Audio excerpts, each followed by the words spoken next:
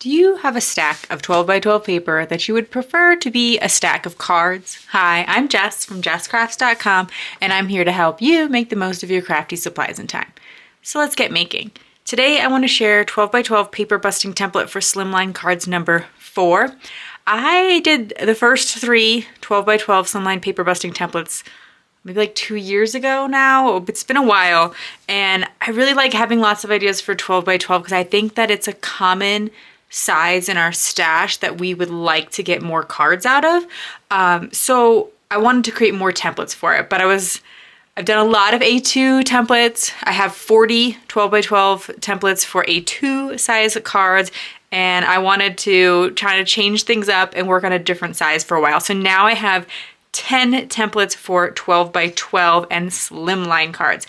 So my patrons already have them, my members already have them, and you can purchase the pack in the Etsy shop, but I will be sharing them over the coming months, numbers 4 through 10, for free here on the YouTube channel. You just have to download them one by one or get them in the newsletters. So let's take a look. And I did revamp templates 1, 2, and 3 just to consider directionality. I wanted to make sure all of these templates did work with directional 12 by 12 patterned paper because I do think there are a lot of directional pattern papers out there, and that is helpful. Most of the templates make 4 cards, 4 Slimline cards per template. However, some, like number 3, make 8. There's some that make 6. So there's a little bit of variety in terms of that. I personally like to lean towards fewer cards per 12 by 12 paper, or per paper in general. So for 12 by 12 paper busting template number 4, link is in the video description, first link. We're going to start by cutting our patterned paper to 3 inches wide by 12 inches long. That's what you're going to need. So this blue is 1 card, purple, pink, green are the patterned paper you need to make the card here on the right.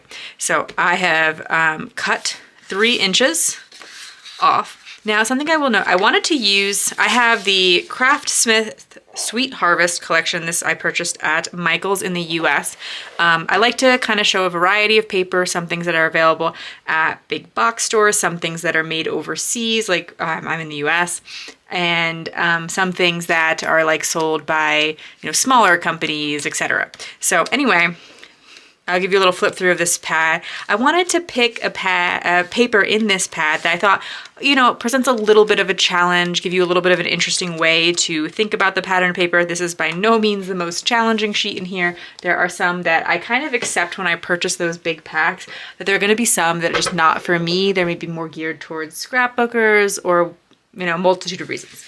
So anyway, I've cut off 3 by 12 inches. However, this patterned paper, these florals end before the edge of the paper. I kind of would have preferred if they kind of extended right off the paper, because now when I've cut it on this other side, I'm going to bring it a little bit closer so you can see. This part of the flower is cut off. On this end, it's not. We could talk about ideas for addressing that, but honestly, it's not a big deal. I just want to note that that is sometimes a challenge with patterned paper. So this is single-sided pattern paper. I personally do prefer double-sided pattern paper. Sorry, it doesn't focus on white, and I don't do that too much, but I'm going to use 2 sheets of 12 by 12 pattern paper, cut them both according to this template, and instead of making 4 cards, I will have 8 cards at the end in order to mix them. You could do it with single-sided paper. You could choose double-sided paper, change it up how you want. Okay, so we have this stripe.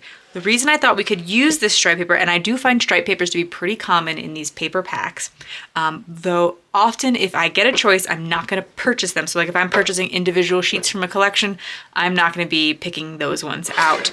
I need to cut 1 inch off the bottom. And I noticed by looking at this paper ahead of time that it would give me a little bit of the gold and a little bit of the floral. And so this would work for my final sketch. And then the next thing I need is a 2-inch piece.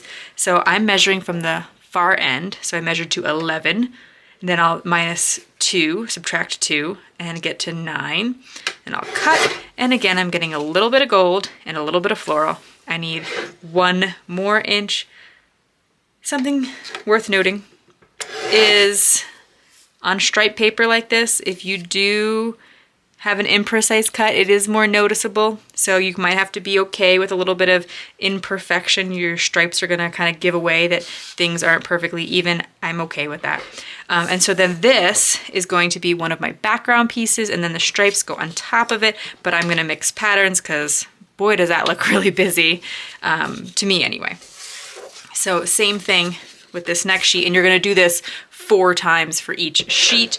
Go to 1 inch, 2 inches, and 1 more inch, and then you have my background sheet. Oh, important to note, for me, I'm using 3.5 by 8.5 as my slimline card measurement. I know there are other slimline card measurements out there.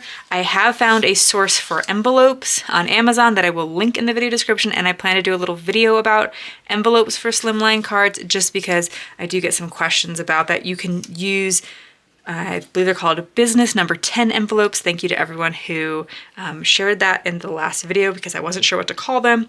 And they're a little big. I'll talk about that in the video when I do that. And what was the other thing I wanted to say? So yeah, you can also make your own slimline envelopes. There are tutorials out there, and I will be sharing a tutorial myself just so that it perfectly coordinates with my size of slimline card that I am commonly using. Okay, so the challenge of this patterned paper is that now I have to perhaps be a little bit more strategic in where I place these strips, because do I want to cover, you know, a whole floral, part of a floral, etc. But something that before I can decide the final placement is that I'm going to want to put mats around these, because I do think they need to kind of stand out off the paper. It might be fun to do gold paper mats. This pattern collection only has prints. I have seen Craftsmith pattern paper or paper pads in the past that have had solids. You go to that, but I'm going to go to my stash for 8.5 by 11 cardstock and cut those out 1/4 inch bigger. I'm going to make what is perhaps a bold decision, and I'm going to use orange for my card mat. Even though this is primarily pink, but there are orange. There's orange in the background of the flowers, and some of the flowers are orange. So I kind of just wanted to like be a little bit different. I think pink is the easy choice here. I think gold would look beautiful as well. I wouldn't do white because I'm going to do white card bases, but if you were maybe doing a colored card base, you could do white around them. I did also like that this patterned paper pack, just in case anyone was interested, while it does say Sweet Harvest and there are pumpkin images in it, as you can see, there are plenty of things that more are just in that color palette and aren't specifically fall related. Okay, so 1/4 inch bigger mats. I have a 3 by 8 inch piece, so I need a 3 1/4 by 8 1/4. If you're looking for the measurements for the mats, they are printed right here on the card sketch. So this, I cut 3 1/4 inch, and this is 8.5. That is this, you know, it's an 8.5 by 11 paper that I'm starting with. And so then I'm just gonna cut that 1/4 inch off. If you wanna die cut a sentiment or something for your final card, it would be a good idea to cut it out of the center here, because we are going to put this patterned paper over it. And as you can see, a majority of it's going to be covered. So this is a great idea to die cut something out of the center if you're going to use a sentiment, or even if you're not going to use it on these cards and you just want to get a little better value for your cardstock, just die cutting like some pumpkins because it's orange or something like that. Okay, and we'll need 3 1/4. But this time we're going to need the other measurements. So for my 3 by 1 piece, I need 3 by 1/4 by 1 1/4. Don't worry about these measurements, because as you can see, they're listed there. I do try to say a lot of them out loud in case you just want to follow along the tutorial, but I get lost in numbers. So 3 1/4 by 2 1/4, and then 3 1/4 by 1 1/4 again. And I, again, prefer to measure from this side, because if I go down to 1 1/4 here, there's a lot of extra cardstock. I'll show you kind of flopping on the end here, and the style of cutter I have, it flops down. You might have a different style of cutter, but that's just kind of an explanation of why I choose to do it the way I do. So taking it from 8.5 to 7 1/4. Also, this makes you get a lot better at basic math, because you're just like doing a lot of fractions and decimals on a regular basis. So, or at least I am. I've heard from people who say they appreciate that I do a lot of the math so that they don't have to. And I understand that because there are some days where I wish someone could do the math for me because I'm like, is that right? It doesn't quite look right. Start second guessing myself. Okay, so this is the easy one to do. We can just put these anywhere on the background so I can follow the sketch more exactly if I want. But this one here is going to be more challenging because I'm going to want to think carefully about how I cover or don't cover up those flowers. I've only cut enough mats for one card, even though eventually I'm going to make 8, because I just want to walk you through the process of one card and then I can just, you know, repeat it for the others. Oh, we were supposed to talk about what to do with this, the edge of this cardstock or the edge of this pattern paper because it ends. So I would think of a way, if I were bothered by it, what I would consider, is there a way to change the edges a little bit? And the primary thing I think I would do is just ink around the edges. And you wouldn't have to do that for all of the cards because many of them you are gonna, like next one, you're going to have a partial flower on this side, and when you cut it, you're gonna have another partial flower. So it's only gonna be the end cards that need it. So if you don't like that, you could come in and put some ink all around the edges of the cardstock. And then, well, you know, especially if you're doing like distress ink, it's not 100% opaque.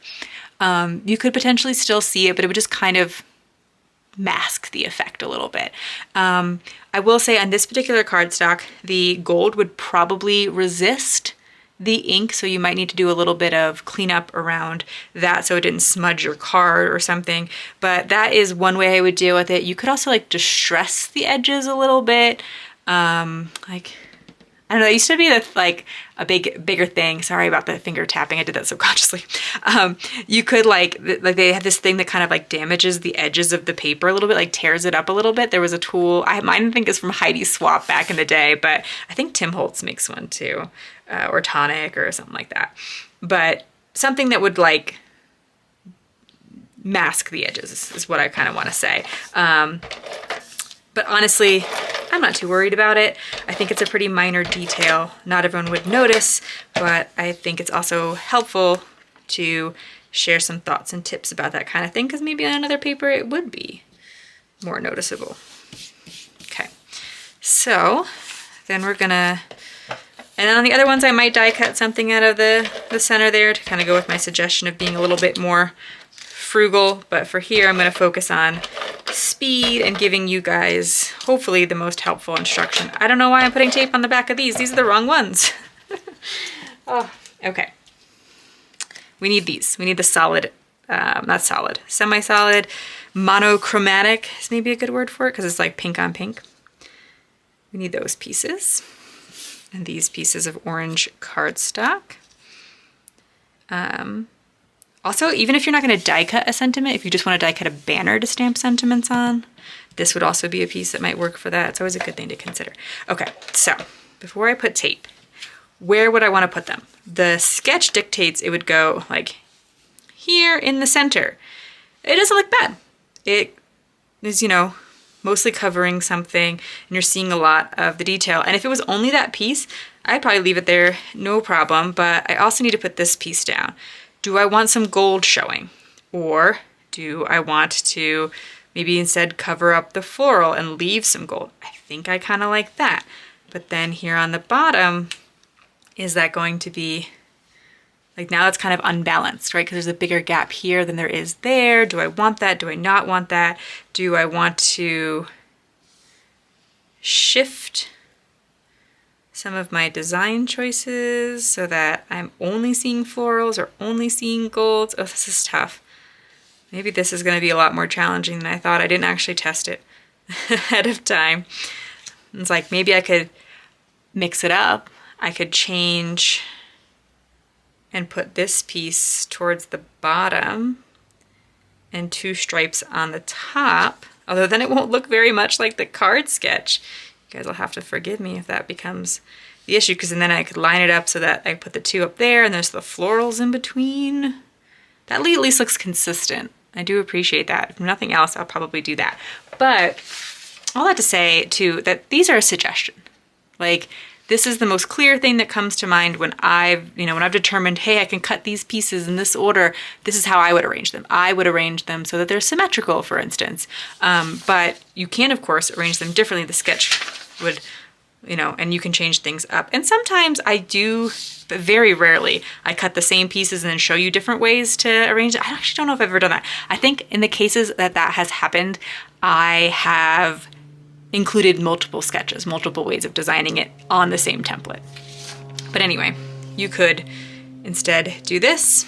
You could keep playing around with them until we come up with another arrangement like we like. We could go to the top with this piece and put the two stripes at the bottom. Would that work better? Because now I could instead cover up both strips of floral, only leave gold, and then here at the top leave the florals. And then that's kind of balanced. I do think these flowers are directional because I was like, oh, wouldn't it be so nice if I could just flip it? That feels a little more balanced to me, but then the flowers are pretty clearly upside down. So I think there's always a way to make it work. Maybe I'll make some one way, some the other. You guys can let me know. Do you feel disappointed that I didn't follow my own sketch? Maybe I'll make, like, I guess I can make them a whole bunch of different ways. I could do some that just don't, like, that just follow the sketch and we'll just, accept that it is what it is. Okay, so then, sorry about being a little rambly there. I was making that design decision. I was just so like, oh, I don't want to make it so that they don't match the sketch. But I remembered the second card will. So I have that pink paper in the background. I've put a little bit of the bigger floral in the middle, the two smaller florals on the ends, just like the sketch shows. And then we're just going to be a little bit more forgiving of this stripe paper and change up the sketch, but you can see how it was intended to be used, or how my suggestion is. And then this is busy. This card is busy with the stripes, the gold foiling, the extra layers, being kind of a big card, that kind of thing. So I think it calls for a simplicity in the embellishment. Like, a simple sentiment is probably enough here, particularly on this one where there is those florals. Here, there is a little bit more of like a big pink space, like a monochromatic space to rest your eye. So maybe you want to do a little bit more with that one. But this one I thought I would go to, I have this Violet Studio sticker book. So the paper is from Michael's, the stickers are from JoAnn's, but we're doing a lot of big box store stuff today. So I'm sure there's some of you who appreciate that perspective too. But they have gold foil on them, and they have like the pinks and the oranges that are part of it. So I thought I could do You've Got This in the orange for a little bit of contrast, but I want something that will fit here for this card, so it needs to be kind of small. I don't know, like the Be Kind is the smallest, but there's no purple on here. So I hesitate to use that. I guess I'm just gonna give it a shot. See how the You've Got This works. Although it doesn't have the gold foiling, so I kind of wish it did. Maybe Celebrate does have the gold foil. So maybe that's a better fit. This word love does too. It is a very lovey sort of looking paper. I just don't know like who I'd give this card to. So I'm okay with that in a sticker pack like this. If there's a couple stickers I'm not going to use, like I don't know when right now, I'm not sure. Hey You, that could work because it has gold all around the edge. So I could use it to kind of put in the middle of the stickers. Or Celebrate. And then I think that, you know what, I'll probably center it then. And I like that it has the gold. So I think that's probably the best fit.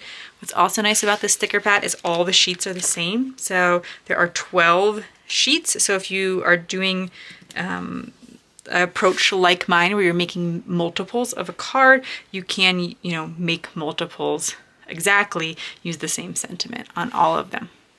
So I was able to keep going and create 8 cards since I had 2 sheets of paper, and each sheet makes 4 cards. So I have 4 that look just like the sketch where I put the florals at the top and bottom, taking advantage of the striped paper. And then here, when the striped paper was the background and it made the placement a little bit more tricky, I've changed up the sketch to this other arrangement. So the link for this template is the first link in the video description, and there are 3 others if you're interested in some new ways to work with your 12 by 12 paper. If you like this video, here's another video where you can find more ideas for enjoying your crafty time and supplies. Let me know you like this video with a share to your crafty community, subscribe and click the bell so you don't miss the next template or tutorial, and check the video description for product links. See you in the next video.